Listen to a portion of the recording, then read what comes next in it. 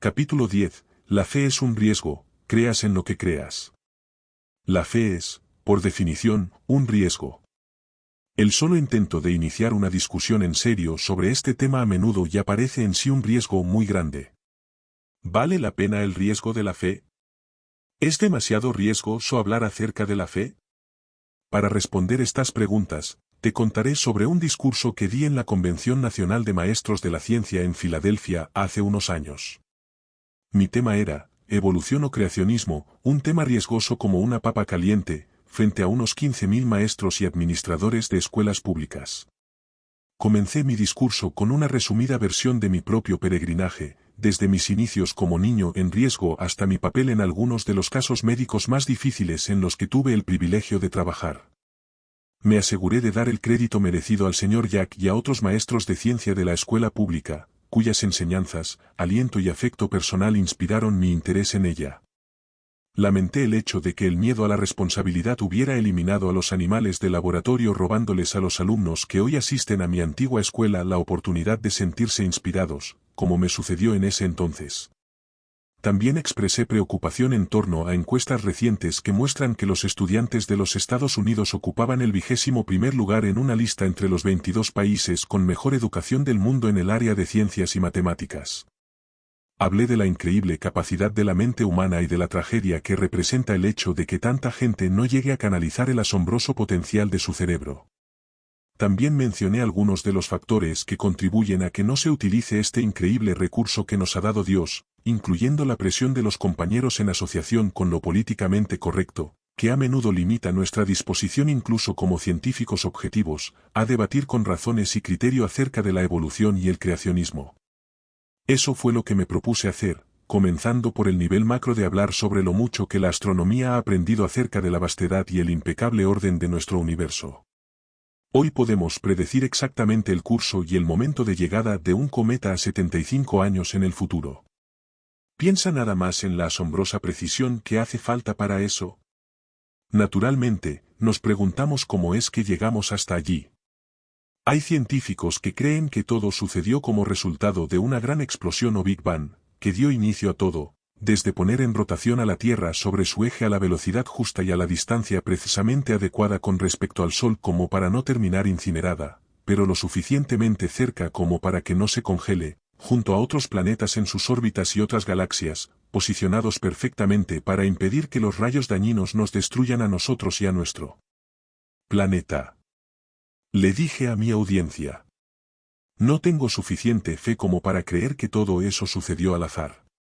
Jamás he podido entender cómo es que los mismos científicos que proponen la teoría del Big Bang también aceptan la segunda ley de la termodinámica, entropía, que afirma que las cosas tienden naturalmente a avanzar hacia un estado de desorganización, y no de organización. Sin embargo, gran parte de la teoría del Big Bang depende de que se crea que después de todo, lo que nos rodea, la materia, solamente se dio a partir de la nada, en una gigantesca explosión y que en lugar de esparcirse y ser cada vez más desorganizado todo se fue armando y organizando solo, en un maravilloso patrón de planetas, órbitas, sistemas solares, estrellas y galaxias que llegan al infinito y que se mueven en una coreografía celestial que es a la vez misteriosamente hermosa y matemáticamente predecible. ¿Cómo se conjuga esto con la segunda ley de la termodinámica? He hablado con físicos ganadores del premio Nobel que borbotean hipótesis que en resumen no son más que un bla bla bla de astrofísica, y que al final admiten, bueno, seguimos aprendiendo todavía. Hay tanto que no llegamos a entender. No he encontrado todavía a nadie que tenga la certeza suficiente como para ofrecer una explicación convincente. Les sugerí a los maestros de ciencia que muchas personas aceptan la teoría del Big Bang por fe nada más, a pesar de la evidencia que hay a favor o en contra de la misma. Pero entonces, pregunté. ¿De dónde vino la primera célula viva? Darwin construyó toda su teoría de la evolución sobre la premisa de que la célula es el ladrillo más simple y fundacional de la vida. El microscopio de electrones y cantidad de otras herramientas contemporáneas solo han comenzado a mostrarnos lo increíblemente compleja que es una célula. Tenemos una membrana celular con lipoproteínas con fases interpuestas de cargas positivas y negativas que permiten el paso de ciertos tipos de moléculas, pero no de todos. un núcleo o nucleolo muy complejo, una retícula endoplásmica con ribosomas que pueden entender y replicar patrones genéticos y aparatos de Golgi que generan energía. Y ni siquiera hemos empezado a hablar de los genes, los intrincados patrones de comunicación del ADN y la cantidad de ingredientes adicionales subcelulares y sus funciones. Si las células son el punto de partida original de la vida, ¿cómo fue que llegaron a existir todas esas partes y procesos complejos e interrelacionados? Aún así, concedamos misteriosamente que de alguna manera las células surgieron porque sí no más. ¿De dónde salió entonces la gran diversidad de células? El darwinismo sostiene que toda la vida evolucionó en un proceso gradual, progresivo y paso a paso, de lo simple a lo complejo. Así que, ¿cómo se unieron esas células sencillas y primitivas, para formar organismos multicelulares más complejos? Ni siquiera hace falta hablar de organismos entonces. Pensemos en un ojo, nada más. ¿Cómo llegó un bastoncillo a permanecer en algún lugar durante millones y millones de años, hasta que pudo desarrollarse una célula cono? Y entonces, ¿cómo se unieron los múltiples bastoncillos y conos para formar un intrincado aparato visual y sensorial, incrustado en la retina como parte de una compleja red neurovascular que convierte imágenes en información eléctrica que se transmite por la red neuronal a lo largo del nervio óptico y es reinterpretada en la corteza occipital del cerebro como imagen reconocible? Y antes de llegar siquiera a la retina, ¿qué pasa con la pupila? ¿Dónde y cómo llegó a desarrollarse en aislamiento total, sin que hubiera propósito para ella sin todas esas otras cosas? Tampoco habría propósito para el iris sin la pupila y la cámara anterior. Ni para la córnea. Ni habría propósito para los cortos nervios ciliares, ni para nada de todo eso sin que existiera todo lo demás. Se desarrolló solo cada uno de los tipos de célula y luego esperó durante unos 1000 millones de años, con la esperanza de que apareciera un tipo de célula compatible que finalmente le convirtiera en parte no solo importante sino indispensable, de un elaborado sistema que en sí mismo es complemento de otros sistemas todavía más complejos que a la vez forman parte de un organismo más grande. ¿Cómo aceptan esa frase gastada de la supervivencia del más fuerte, esa premisa que indica que la función es el factor clave que decide qué características genéticamente útiles se transmiten y qué organismos perdurarán hasta una nueva generación? Hemos de creer entonces que las células especializadas sobrevivieron durante millones de años, sin servir a un propósito real hasta que aparecieran otras células especializadas y sin valor alguno, que también sobrevivieron durante millones de años, para finalmente combinarse con ellas anticipando una utilidad futura que le tomaría millones de generaciones más, de pasos evolutivos? Creer que el origen de la vida tiene su explicación en la evolución darwiniana requiere más fe que la que tengo. Les dije a los maestros de ciencia, hace falta fe para creer en la evolución, igual que para creer en el creacionismo. Solo es cuestión de dónde decide uno depositar su fe. Por lo que sé, y lo que no sabemos, de la biología, me es tan difícil aceptar las afirmaciones de la evolución como pensar en un huracán que al soplar sobre un depósito de chatarra formara un avión 747 totalmente equipado y listo para volar. Uno podía hacer que soplaran 1000 millones de huracanes sobre miles de millones de depósitos de chatarra a lo largo de infinitos periodos de tiempo y no creo que de allí surja un ala aerodinámica, para no hablar siquiera de un jet jumbo completo con conexiones de sistemas de propulsión, de radar, de inyección de combustible, de escape de gases de combustión, de ventilación, de control, de electrónica y todos los sistemas de respaldo, entre otras cosas. Sencillamente, no hay tiempo suficiente en la eternidad para que eso suceda. Y por eso, nadie duda jamás que el 747, por su existencia misma, sea evidencia convincente del diseño inteligente producido por alguien. Del mismo modo, ¿qué diremos del cuerpo humano y el cerebro humano, inmensamente más complejos, más versátiles, más maravillosos y asombrosos que cualquier avión creado por el ser humano? ¿No son evidencia aún mayor de un diseño inteligente? Eso, les dije a los maestros presentes, constituye la razón por la que para creer en la evolución hace falta más fe que la que yo logro tener. Por otra parte, les dije que si consideramos la posibilidad de que haya un creador, es bastante simple creer y entender que exista un universo con diseño tan complejo e inteligente. Es más, es fácil imaginar a un diseñador inteligente haciendo criaturas con la impresionante capacidad de sobrevivir para adaptarse a su entorno.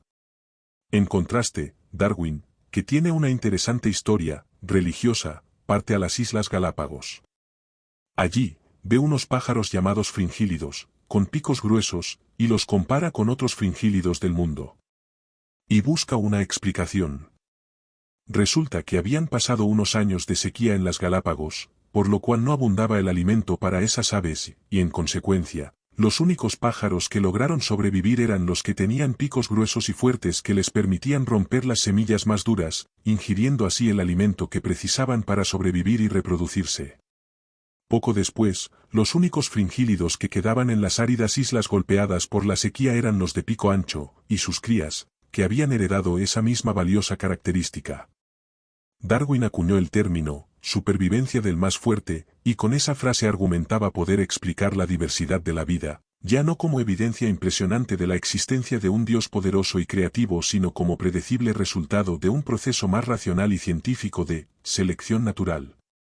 Luego, extrapoló sus hallazgos con los fringílidos para hacer de la selección natural el fundamento de una teoría más amplia de la evolución, con la cual podía explicar el origen de la vida, del ser humano y el universo sin tener que dar crédito o considerar siquiera la existencia de un Dios creador.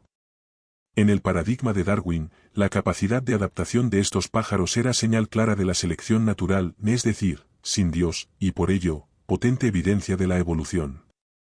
Pero en otro paradigma podría ser señal de que existe un creador sabio e inteligente que les dio a sus criaturas la capacidad para adaptarse de manera que todo cambio en su entorno no significara la segura extinción de la especie. Todo se resume a cuál de los paradigmas deseemos aceptar. Como les dije a los maestros, hace falta fe para creer ambos paradigmas. En mi opinión, la plausibilidad de la evolución se ve comprometida todavía más con la afirmación de Darwin en cuanto a que a unos 50 o 100 años de su tiempo los científicos llegarían a la suficiente sofisticación geológica como para encontrar los restos fósiles de todo el árbol de la evolución en una progresión inequívoca, paso a paso, de la vida a partir de la ameba y culminando en el hombre, para incluir a todas las demás especies intermedias. Claro que eso sucedió hace 150 años, y todavía no hay tal evidencia. Y es que no está allí. Pero cuando uno lo menciona ante los defensores del darwinismo, la mejor explicación que tienen es, bueno, es que, se ha perdido. Nuevamente, encuentro que no puedo llegar a tener la fe suficiente como para creer en esa explicación, ya que todos los fósiles que encontramos carecen de evidencia fosilizada de una progresión detallada de la evolución de organismos simples a organismos complejos, de especie en especie. Encoger los hombros y decir, bueno, misteriosamente se ha perdido y tal vez jamás la encontremos, no me parece una respuesta particularmente satisfactoria, objetiva ni científica. Pero lo que más me cuesta tragarme es que tantos de los que no lo pueden explicar siguen dispuestos a afirmar que la evolución no es una teoría sino un hecho, insistiendo al mismo tiempo que quien quiera considerar o hablar de la posibilidad del creacionismo no puede ser un científico de verdad. Ya cuando terminé mi discurso, había dejado claro que creo que tenemos estos enormes cerebros con capacidad para procesar tanta información, con un propósito, porque hemos sido creados a imagen de Dios, y no a imagen de una ameba.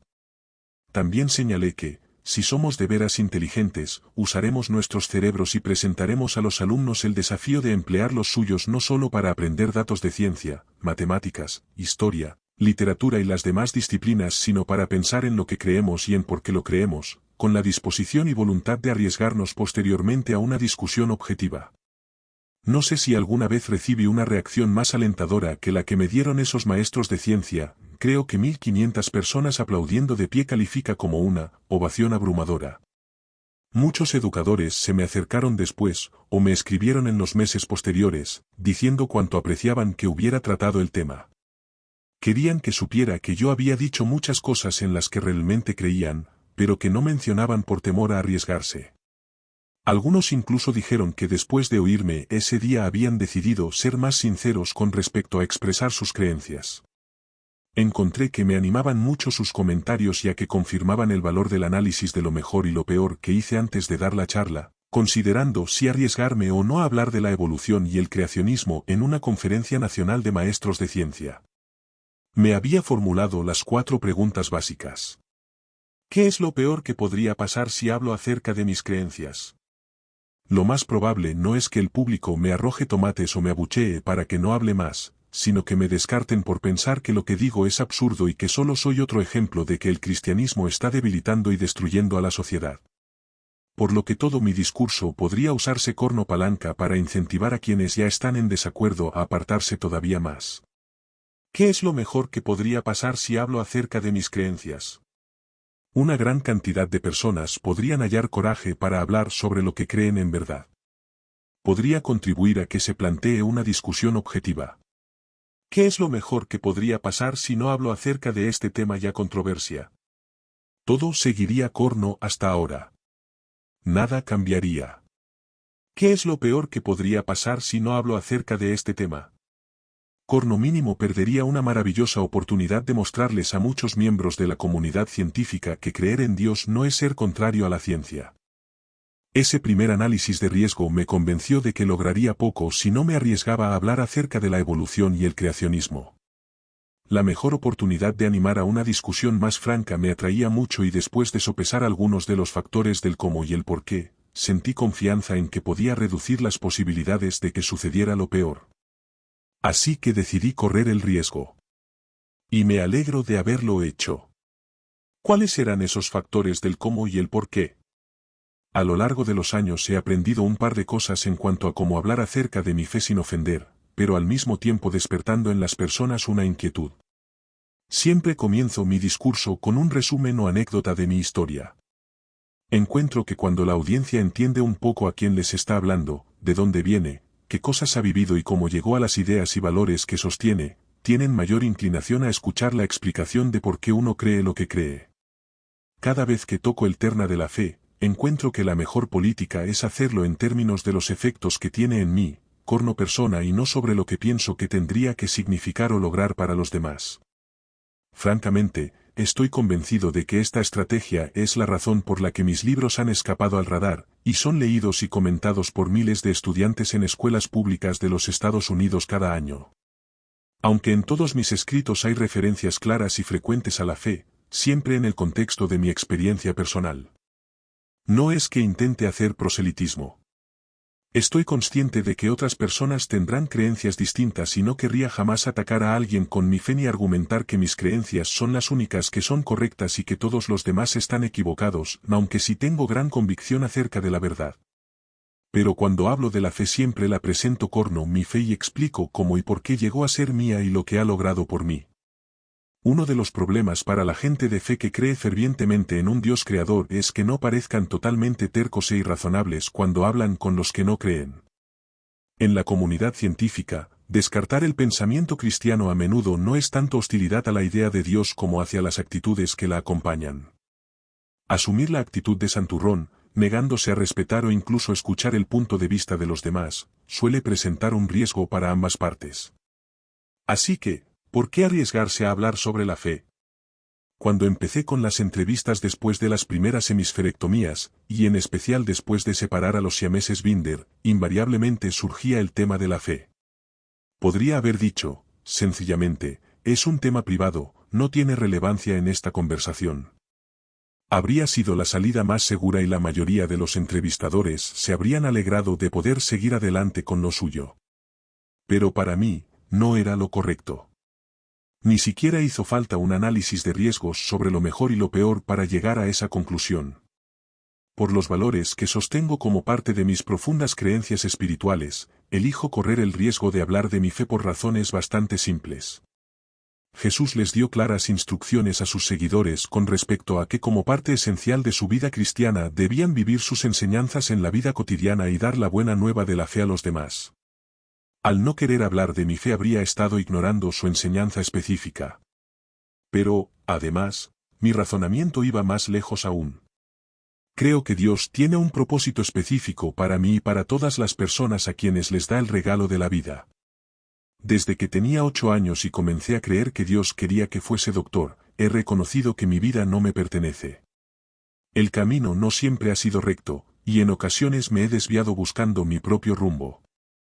Pero Dios siempre me guió interviniendo en tantas oportunidades que sería ingrato de mi parte no reconocer su rol e influencia en mi vida.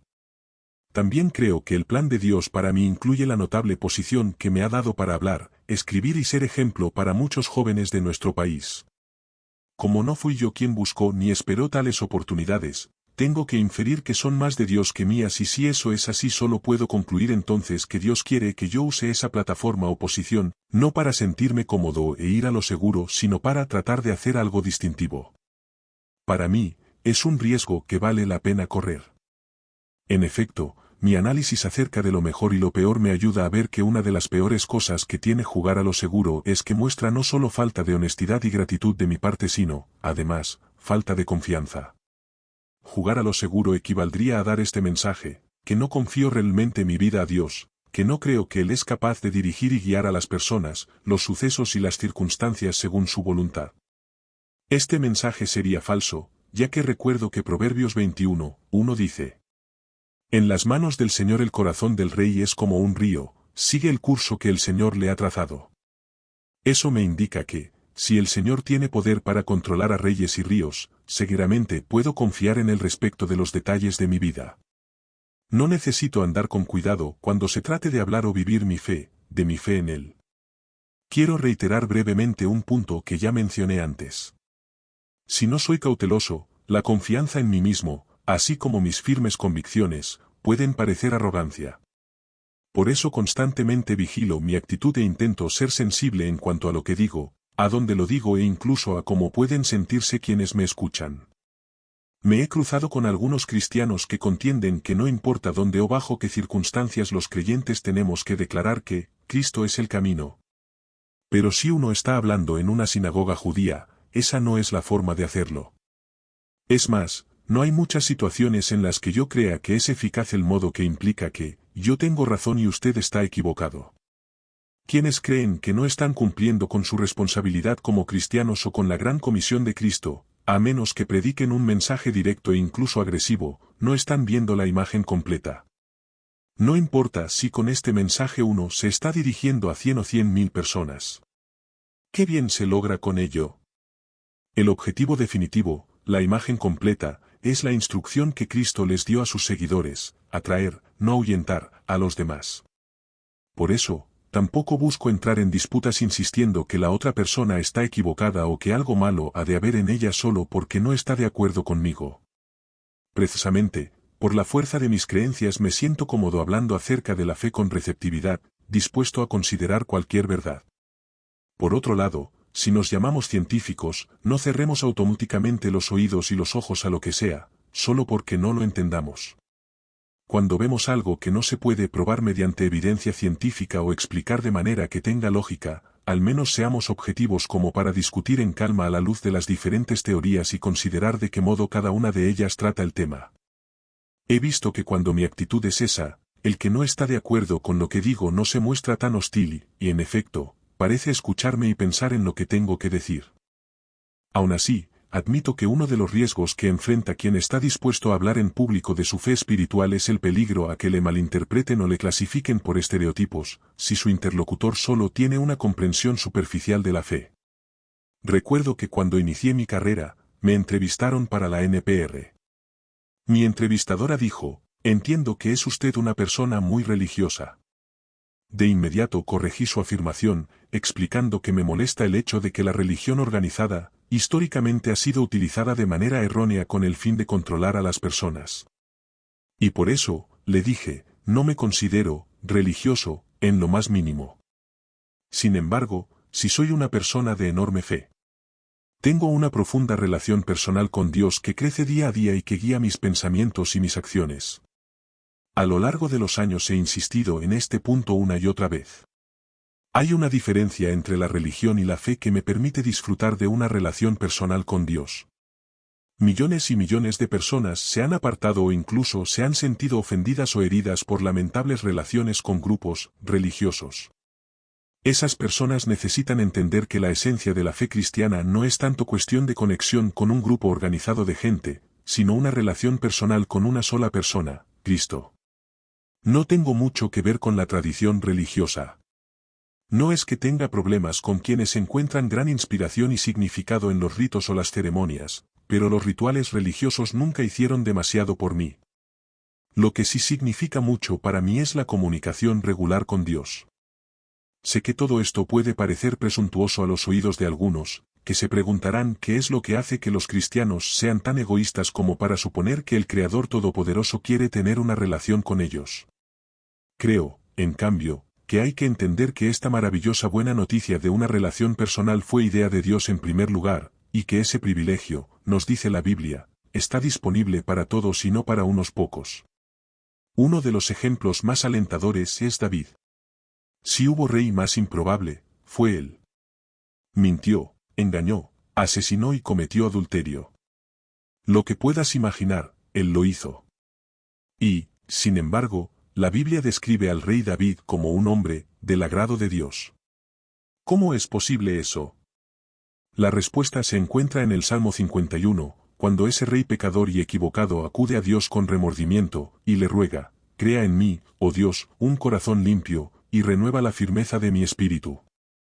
No me alejes de tu presencia ni me quites tu Santo Espíritu, así fuera yo el autor, añadiría. Aunque soy un desastre, devuélveme la alegría de tu salvación, que un espíritu obediente me sostenga. David conocía por experiencia propia el gozo de estar en comunión con Dios.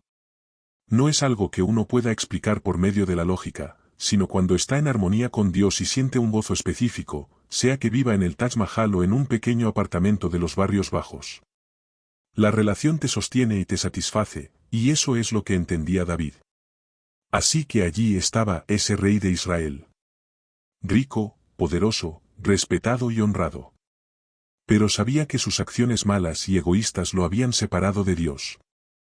Había perdido ese calor de la relación cercana que tenía antes, de la salvación de Dios. Y quería recuperar todo eso. Estaba dispuesto a rogar, a implorar, a hacer lo que fuera para ser restaurado al favor de Dios. Y Dios le aceptó de vuelta, por siempre fue aclamado desde entonces como un hombre, del agrado de Dios.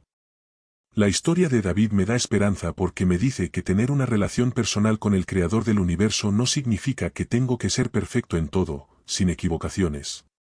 Ni siquiera tengo que ser religioso. Solo significa que busco a Dios y que intento cultivar, nutrir, fortalecer y mantener mi relación con Él como motivación más importante, central, en mi vida.